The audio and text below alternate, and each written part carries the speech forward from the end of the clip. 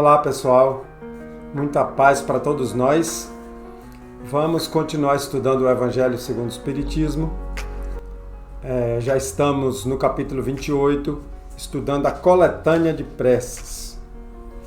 E hoje nós vamos estudar o item 46. Capítulo 28, item 46. Hoje a gente vai estudar e orar pelos nossos inimigos e pelos que nos querem mal, né? Isso é um salto muito grande, uma grandeza muito grande, a gente orar por aqueles que nos fizeram mal. Vamos entender isso, né? Vamos entender isso e verificar as nossas condições de fazer isso sinceramente. Pelos nossos inimigos e pelos que nos querem mal. Aí tem um prefácio e depois a gente estuda o modelo de prece, que não é um modelo fechado, obrigatório, é para a gente compreender do que se trata e depois fazer a prece com nossas palavras e principalmente com os nossos sentimentos. Disse Jesus: amai os vossos inimigos.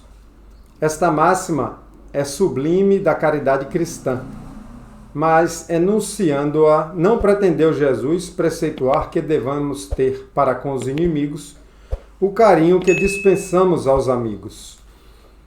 Isso que ele acaba de falar, que não quer dizer que tenhamos carinho, e apreço e afeto com os inimigos da mesma forma que temos com os amigos, né? As pessoas que a gente não confia, que já nos prejudicaram, não podem ter a mesma consideração nossa daquelas que nós confiamos, que nos querem bem. Isso tem um texto grande aqui no Evangelho tratando disso, lá no capítulo de Amai os vossos inimigos. Ele detalha isso.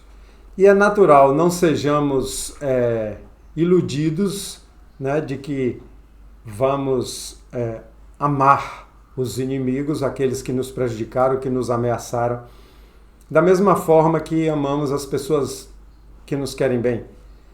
Nós estamos ainda numa condição de espírito em evolução, num planeta ainda muito onde predomina o mal. Então a gente estuda sempre o Evangelho com os pés no chão, para que a gente cresça junto.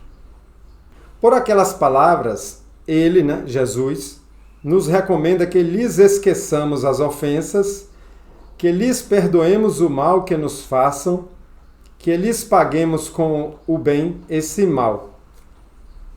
Então, quando fala esquecer, é que nós não sintamos mais ódio, nem raiva, nem mágoa, porque o esquecimento da memória não vai acontecer, né? Porque lembrar e esquecer é uma questão de memória.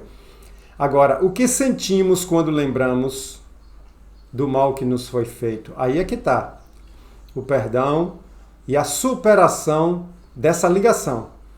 Porque se a gente guarda mágoa, ódio, vontade de vingança, a gente está totalmente ligado com a outra pessoa.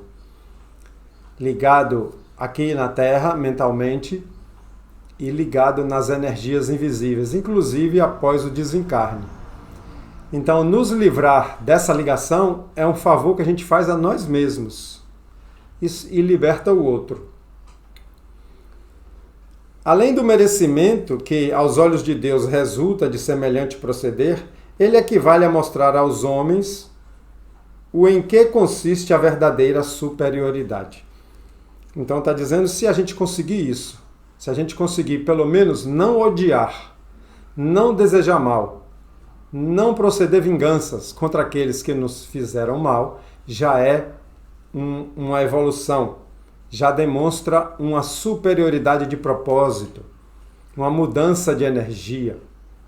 E lá no texto que eu falei, que tem grande aqui no Evangelho, ele nos diz ainda que não podemos andar e estar perto daqueles que nos prejudicaram e que nós não confiamos. Ele acha isso natural para a nossa atual condição. Mas que a gente não arme vingança, não difame, esteja pronto sempre a ajudar quando ele precisar, se ele precisar, e também que nós estejamos prontos a reatar uma convivência, se a outra parte assim o quiser. Isso não é fácil para a nossa condição, mas é um trabalho que a gente tem que fazer e já é atender o que o Evangelho fala sobre amai os vossos inimigos. E aqui agora a gente vai para o modelo de prece. Como ela é uma prece grande, eu vou fazer alguns comentários. Lembrando que é um modelo que a gente tem que adaptar à nossa condição e ao nosso entendimento. Meu Deus, perdoo a... Aí fala o nome da pessoa. Você pode mentalizar uma pessoa aí que lhe prejudicou e que a gente ainda guarda sentimento ruim. Pense nela. Meu Deus, perdoo a fulano, e aqui você vai pensar na pessoa na qual lhe prejudicou, lhe fez um mal e você guarda ainda mágoa. Você fala o nome da pessoa nessa hora. Perdoo a fulano o mal que me fez e o que me quis fazer. Como desejo, me perdoes, e também ele me perdoe as faltas que eu haja cometido. Se o colocastes no meu caminho, como prova para mim, faça-se a tua vontade. Então já faz um pedido aqui que ajude, que os espíritos nos ajudem, nos intuam, nos trabalhem as energias para que a gente possa conseguir isso. Livra-me, ó meu Deus, da ideia de o maldizer, falar mal, condenar, falar para os outros que aquela pessoa não presta, está pedindo que livre dessa ideia. E de todo desejo malévolo contra ele. Faze que jamais me alegre com as desgraças que lhe cheguem, nem me desgostes com os bens que lhe poderão ser concedidos, a fim de não macular a minha alma por pensamentos indignos de um cristão. Nesse parágrafo aqui ele pede que a gente não fique com raiva com o bem que acontece com aquela pessoa, com o sucesso daquela pessoa, que a gente não fique com raiva e chateado porque a pessoa se deu bem na vida. E também que a gente não se alegre se chegar para ele algum mal, algum acidente, alguma derrota, que a gente não se alegre com isso. Olha só o que é amar o inimigo. A gente pode estar de longe. Possa a tua vontade, Senhor, estendendo-se sobre ele, seduzi-lo a alimentar melhores sentimentos para comigo.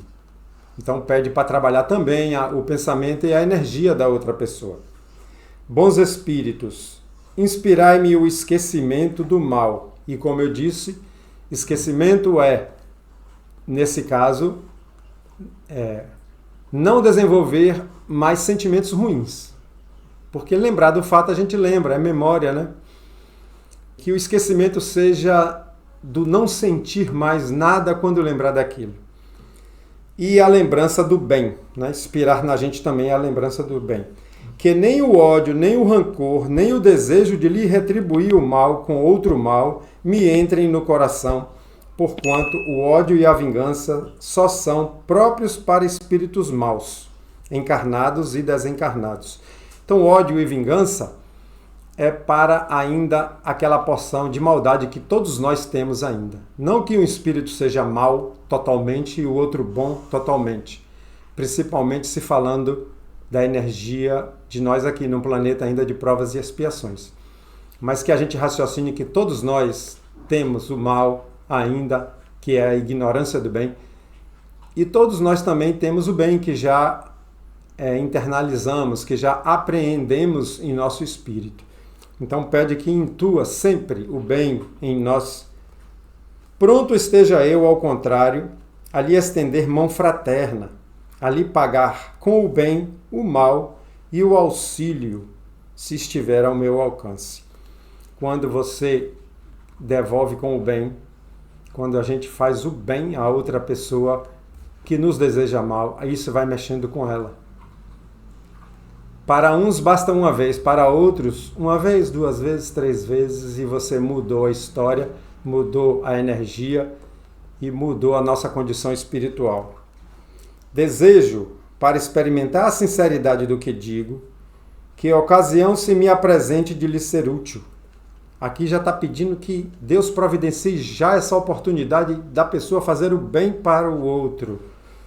Mas, sobretudo, ó meu Deus, preserva-me de fazê-lo por orgulho ou ostentação, abatendo-o com uma generosidade humilhante, o que acarretaria a perda do fruto da minha ação, pois nesse caso eu mereceria me fossem aplicadas as palavras do Cristo: já recebestes a tua recompensa. Gostei muito desse termo aqui, generosidade humilhante. Às vezes a gente faz uma caridade, uma generosidade diminuindo a outra pessoa, humilhando a outra pessoa, nos colocando como benfeitor, como superior. A verdadeira generosidade e caridade é quanto menos a gente aparece nela, né? Dando oportunidade à pessoa de trabalho, dando oportunidade à pessoa de não ficar nos devendo nada, ter a condição ainda de que ela seja permitida, nos faça crítica e reclame de nós se ela quiser, e a gente nesse momento não passe na cara: você está dizendo isso agora, mas lembra que eu fiz por você? Não, isso não. Desmancha toda a caridade e cai nisso aqui, já recebestes a tua recompensa. Não terá mais nenhum crédito para a nossa consciência do bem que foi feito. E perderia o fruto da ação. Não que as nossas ações sejam anotadas lá, né, como crédito, débito, mas a nossa própria consciência. Quanto mais a gente evolui, quanto mais a gente amplia o nosso limite moral, quanto mais a gente vai aumentando, mais nós mesmos vamos julgando as nossas ações, os nossos sentimentos. E vamos, por nós mesmos, considerando débitos. Né? Por exemplo, vamos trazer para um exemplo aqui. Se eu faço mal a uma pessoa que eu gosto, num momento de raiva, de fúria, de desequilíbrio, no outro dia vou sentir arrependimento. É a consciência cobrando. E aí a gente fica mal com a gente mesmo. E vamos lá, pedimos desculpa, pedimos perdão. Então é assim também nas questões maiores espirituais, encarnação após encarnação. Eu desenvolvi uma ideia que eu gosto muito. Eu digo assim, o que a gente vai fazer, o que a gente vai falar para as pessoas, o que a gente vai reagir nos momentos de convivência social é aquilo que a gente já vem preparando mentalmente. É como uma pedra num estilingue. Né? Tem lugar que chama estilingue, tem lugar que chama badog, tem lugar que chama seta. É aquele instrumentozinho de borracha que tem uma madeirazinha assim com duas hastes e a gente amarra uma borracha para dar uma pedrada. É como se a gente estivesse botando a pedra e esticando quando a gente vai alimentando o pensamento. Eu não gosto de fulano, fulano me fez um mal, fulano está me devendo, eu tenho raiva de fulano. A gente está preparando a pedrada. Quando a gente convive com aquela pessoa aparece na nossa frente, eu já estou com a pedra puxada já, para açoitar. E o inverso também acontece se a gente pensar o bem, pensar que vai perdoar, pensar que vai livrar desse peso, dessa mágoa, porque mágoa pesa e adoece. Se a gente ficar alimentando bons pensamentos, é como se a gente estivesse botando no estilingue uma porção de amor, uma porção de perdão. E quando a pessoa aparece, a nossa reação vai ser conforme programamos a mente. A gente vai programando a nossa mente. Então vamos pedir aqui para encerrar aos nossos anjos da guarda que nos inspire sempre o que é essa oração, o que é esse evangelho, o que Jesus nos propôs. Que a gente sempre alimente a nossa mente com pensamentos do perdão, do bem, em prol de nós, em prol de todos. Tá bom? Vamos deixar por aqui hoje e continuaremos dando continuidade à coletânea de preces. Que Jesus nos abençoe e nos proteja.